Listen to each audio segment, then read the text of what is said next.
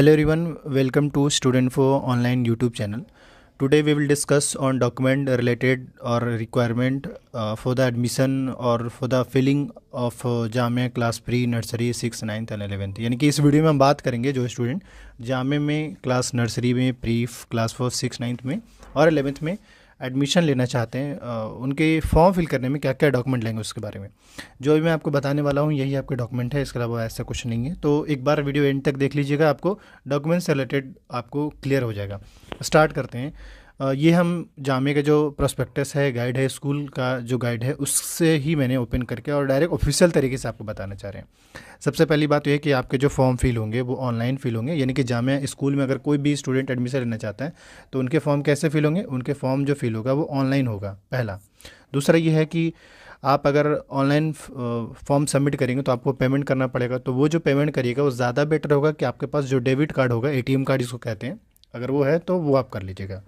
Third point पे ये कुछ इंस्ट्रक्शन है, कह रहे कि अगर आपने एक बार पेमेंट कर दिया है तो वो पेमेंट रिफंडेबल नहीं होगा, मतलब एक बार अगर सक्सेसफुल पेमेंट हो चुका है तो वो पेमेंट रिफंडेबल नहीं होगा। इन केस हाँ, अगर जीएमआई पेमेंट उस केस में रिफ़ंड करता है अगर आपका ट्रांजैक्शन फेल हो गया हो, उस केस में वो रिफ़ंड कर देते हैं। बाकी है कि यही कह रहा है कि आप गाइड को पढ़ लीजिए, अच्छे से देख लीजिए क्या कुछ है। ये तो बेसिक चीज़ हो गया, लेकिन सवाल ये कि अगर हमें जामिया स्कूल का फॉर्म फिल करना होगा तो क्या क्या है। सबसे पहली बात तो ये है कि अगर हम बात करें तो फॉर्म फिल करने का जो चार्जेज है वो 500 है। चाहे आप किसी भी क्लास में फॉर्म अप्लाई करना चाहते हैं, फॉर्म फिल करने का जो चार्ज है वो 500 है। होपफुली ऐसा हो सकता है कि 514 या 515 के आसपास पे करना पड़े, और अलॉन्ग विथ अलग चार्जेस लगते हैं, एटीएम चार्ज वगैरह उससे। खैर, तो क्या क्या लगेगा फॉर्म फिल करने में। फॉर्म फिल करने में आपके पास ईमेल आईडी होना चाहिए, मोबाइल नंबर होना चाहिए। इसके अलावा आपका क्या क्या पूछा है, आपका नाम, आपके फादर्स नेम और आपके मदर्स, एंड देन आपका डेट ऑफ बर्थ। ये पहला स्टेप, फर्स्ट स्टेप। जब फॉर्म अप्लाई करते हैं ना, फिल करते हैं, तो फर्स्ट स्टेप में आपका name, father's name, mother's name, date of birth याद रखिएगा, डेट ऑफ बर्थ ये बिल्कुल करेक्ट डालिएगा, मोबाइल नंबर और ईमेल आईडी। बस ये बेसिक डिटेल पहला स्टेप में मांगता है। जब ये डिटेल सबमिट कर देते हैं उसके बाद जाते हैं हम सेकंड स्टेप में।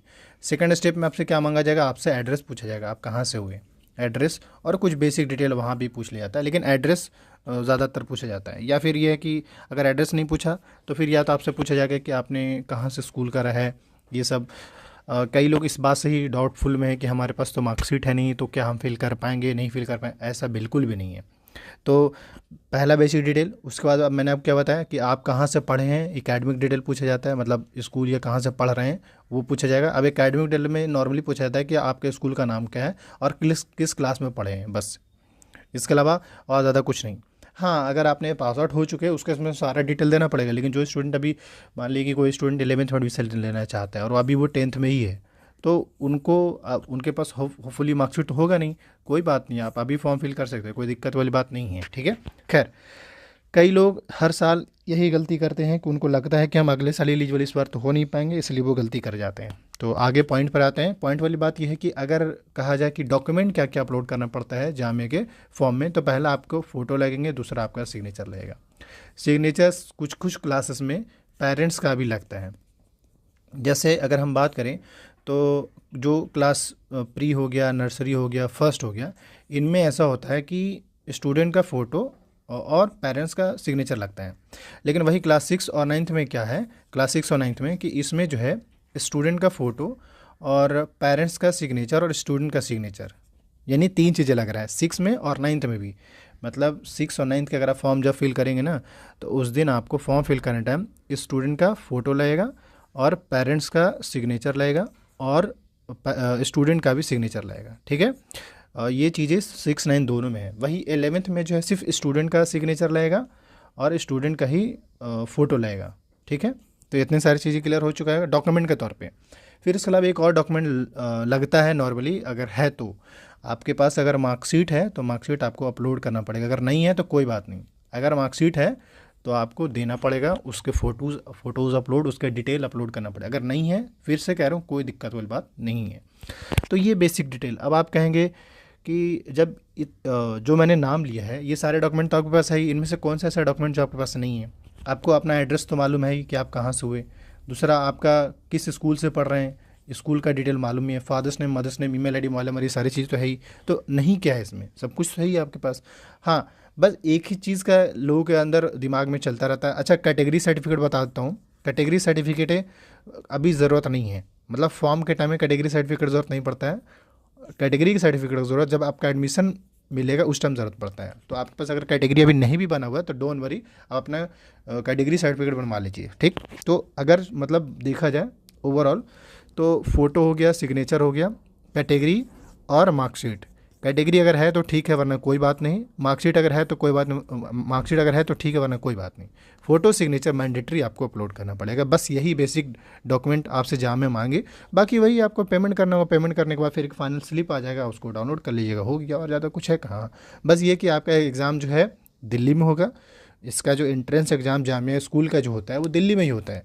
मगर इन सब में ध्यान देने वाली बात बस यही है कि अगर आप पहले फॉर्म फिल करेंगे, मतलब मान ली फर्स्ट फेब को फॉर्म आया, और अगर मान ली फर्स्ट फेब को आती है या विद इन फिफ्थ फेब के अंदर अगर फॉर्म फिल कर लेते हैं तो आपका जो सेंटर पड़ेगा कहाँ, वो जामिया कैंपस में ही रहेगा। अगर आप लेट करेंगे तो लेट करने में नुकसान आपका ही होगा कि आपका जो सेंटर पड़ेगा वो दिल्ली की किसी, दिल्ली में ही रहेगा, अदर जगह पे चला जाएगा।